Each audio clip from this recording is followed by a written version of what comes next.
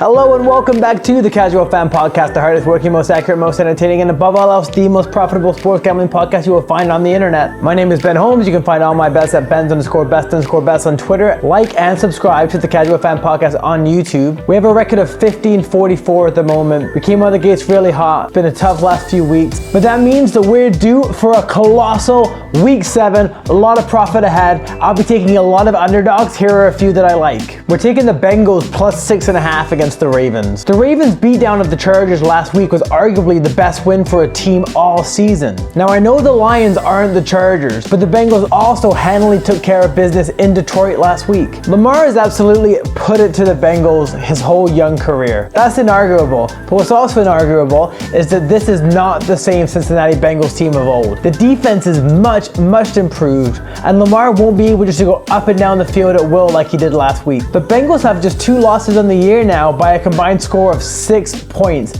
Yes, their wins haven't come against the toughest opponents, but still you can only beat who's in front of you, and they've looked really good so far this young season. The Ravens have been hit with quite a lot of injuries on that offensive line, and the line is just a bit too high for me in this divisional game. I'll take the 6.5. Another good game here, but another big underdog. I'm taking the Tennessee Titans plus 5.5 against the Chiefs. I don't want to be too reactionary to that big Monday night win for the Titans, but with AJ Brown and Julio Jones back from injury, the team is just so much more balanced, and it just puts them at another level. The Kansas City Chiefs got a much needed win against Washington last week, but that's what they should have done. That's not impressive to me. You've got to take care of teams like Washington. It took them till the second half to pull away, and I'm telling you right now, they can't start as slowly as they have been this year against this Tennessee team. It's 2 bad defenses. It's going to be a high scoring game, but the Titans, they're built as a unit to milk the clock, keep the ball out of Mahomes' hands, and they're going to be able to keep pace in terms of scoring. It's in Tennessee. It's a game that I wouldn't be shocked if they win outright, so I'll happily take the 5.5 points.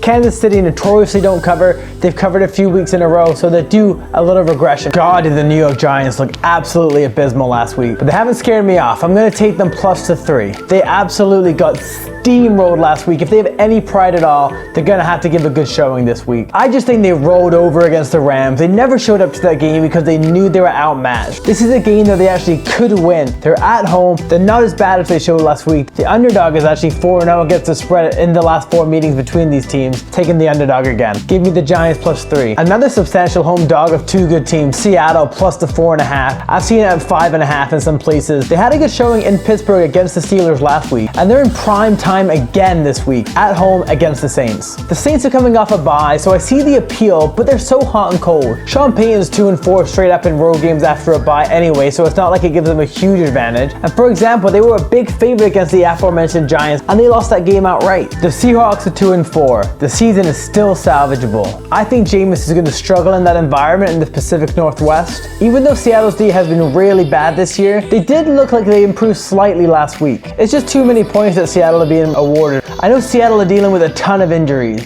but I just don't think that New Orleans wins by more than a field goal. It's a rested, healthy team versus a tired, hurt team. I get the appeal of taking the Saints, and the line is set that way.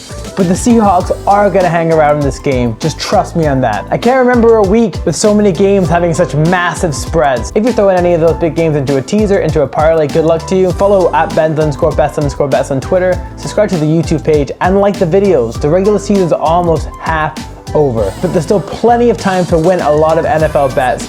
NFL Week 7. Good luck.